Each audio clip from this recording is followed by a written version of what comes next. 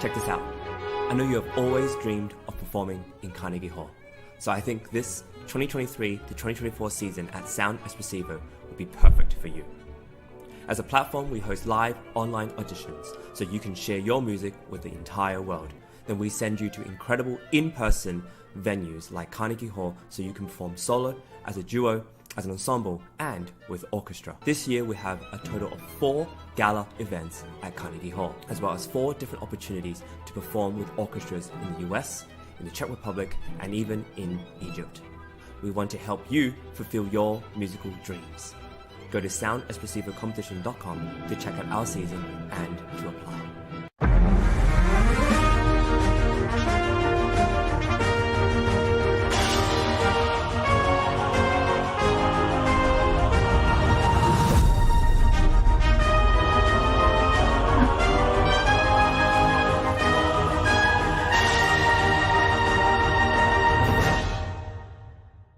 Very happy to have Roland Schlieder with us in the studio today. And Roland, you'll be performing the Rodrigo Guitar Concerto, or a movement of it, on Thursday. First and the second, yeah. Mm-hmm. The second movement. First and second. First and second movement. Mm-hmm.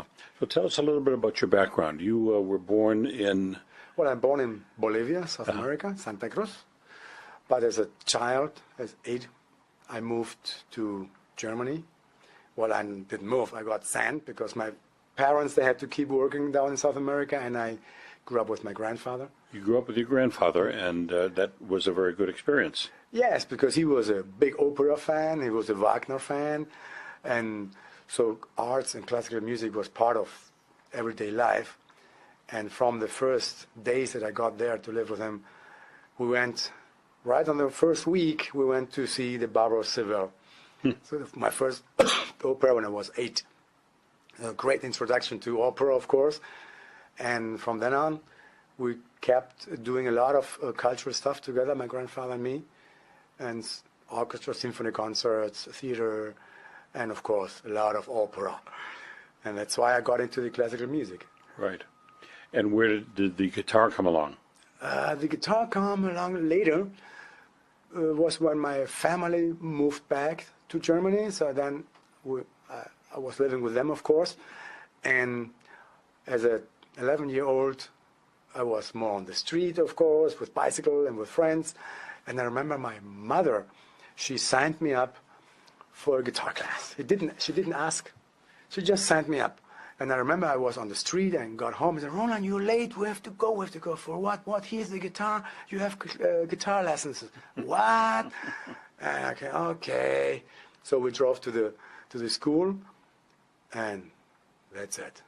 I got totally hooked up, and the guitar was my love. So as soon as you started even holding it and playing it, yes, exactly. There was something about it that resonated with you. The teacher was also very nice. So it's very important to have a good first teacher. This first connection influences you actually your whole life. And he was really nice. We only played chords, but even though it was something special. And then along the way, I just found at my house from my father old method books from South America, playing all different type of stuff, not only chords, already the classical stuff.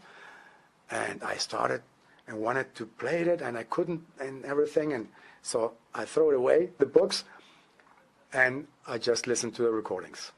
And I played everything then just by ear after the recordings. So you were playing classical guitar pieces just from hearing them? Just from hearing them, exactly. I got an old tape player, so tick, I heard whatever, a measure or so, stop, and then trying out, okay. And then through time it got easier, of course. The ear got trained.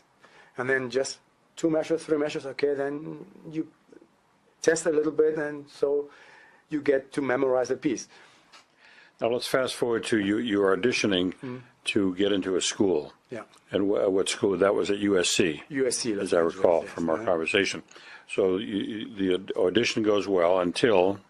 Yeah, until I remember, well, it was Bill Cannon. He turned around and put me a sheet of music on the stand. Yeah, why don't you read this part of the audition? of course. Right. But since I never had a teacher, I never had somebody who introduced me or prepared me for the situation. Well, you couldn't read music. Exactly. I had no idea that I had to sight read something. And I looked up to the jury with 3 professors and said, I can't play this. I can't read music. And I said, what? Do you play this hard stuff that you just played and you can't read music? No, I can't. I just play everything by ear. And I said, okay, please go. So I left. And next day I got again to the School of Music in USC. I had to turn in some paperwork. And the dean, Jim Smith at that time, he saw me and said, Roland, congratulations. You got a scholarship. I said, wow. So that was a real surprise. And now that I know, or that we know that how the audition process works, I wonder how I could have done it. I think I did it only because I had no idea how it works. Right. Would have I known, I would have quit right at the beginning. But I just went to it, go for it, and play, and get surprised by sight reading pieces, but that's it. And I got a scholarship there. But you didn't end up going to USC. No, I didn't have. I turned in the application process for the admission office. I turned in, of course, all my grades, and I was studying business. Because you were studying business. Exactly. In Germany. In Germany, in Munich, I was studying business, and yeah, it was okay. No, it was not a 4.0 GPA. Let's say a 3 point something, which is okay. But for admission at USC, you need 4.0. You have to be up there to the top. And so my admission got denied. My application got denied at USC. And Jim Smith called me up and said, well, we got a meeting because we at the music department would believe your business grade has nothing to do with our music scholarship. Right. But well, Dean of Admissions is very powerful. Right. And I got denied. But Jim, he advised me then, come on, apply to Butler University in Indianapolis. And I'm going to write and send him an email to my colleague there and just go for it and do your best. I think it was a few months later, I got a special, it was very wonderful, because I got there and audition period was over, way over. But of course, James Smith, our guest, he recommended me, and the guitar teacher, Brett Terrell, he organized a single audition for me. So this was already amazing, and same procedure. I sat in, 3 professors. I played my piece, very hard, wonderful piece by Barrios, I remember, Recuerdos, Sueño en la Floresta. Very hard piece. And then the same thing. I got sight reading piece. The only thing I remember from both is Johann Sebastian Bach. But again, I can't read music, so I can't play this piece. It's impossible for me. I said, okay, they were nicer, I think. Okay, so I left, and next day I went to music department, and the Professor Davis told me, please go to admissions, international admissions. They have something to tell you. I got there, and at Butler University, admission deans accepted me. So you spent how many years at Butler? Butler was 2.5 years. I see. And when did you start learning how to read music? Right away, the first semester, and they opened a class special for me. It's not Theory 101, it's usual. They had a Theory 100 I see. For me. 100. Exactly. But it was a great time. So I dedicated my time just for music, totally focused, because I'm actually a late bloomer, as we say. I was 27 when I applied. Right. So at that age, all the others, they already played competition, won competitions, and all the other young musicians, they're brilliant. They're getting younger and even more brilliant. But I was starting with 27. But I think the passion behind it that pushed me. So let me ask you a question. So you knew quite a few pieces by ear. You mentioned a piece by Barrios, and you didn't read it, you didn't learn it from the music, No. but you learned it from your ear. Yeah. Oh, so suddenly you can now read the music, and you pick up these pieces that you knew, and you're seeing the music. Yeah. What changed? Did anything change for you there? In the feeling, not. But it changed in the perspective how to approach the music, certainly in the technical way, because then you actually see one bar. It's not musically correct, it's not technically correct, so you learn to focus on that bar. If you play by ear, you play sections. You play and it sounds beautiful, and you get more into the beauty than to in the technical, academical view. Right. And who are some of the teachers you've had? Well, the first one was Brett Terrell I started with, but then my master's degree I did with Los Romeros, from Los Romeros Quartet. Right. And Celine Romero, the older brother, the pedagogue of the family. He was my main teacher. Oh. But every time, because my lessons, they were not at the university. My lessons with the Romeros were at their house in Del Mar. Uh-huh. So I had every Wednesday, I had to be there at 3 p.m. after the siesta time. And I stayed there till 6 or 7. And when Pepe Romero was in town, so it was the toughest time for me, the lessons there, because then I sat there, Celine Romero in his big sofa, Pepe Romero on the couch, and I had to play for these two superstars there.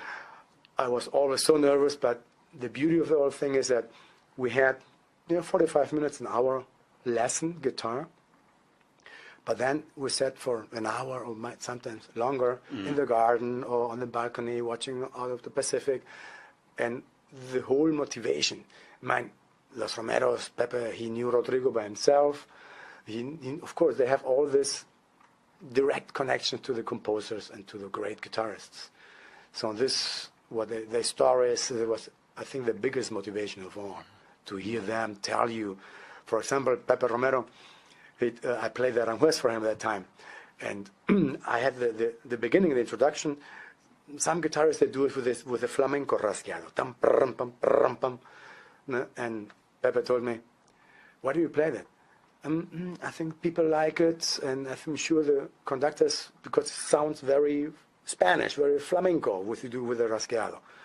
And Pepe said, okay, but I know how Rodrigo liked it. Of course, he worked with him. Right.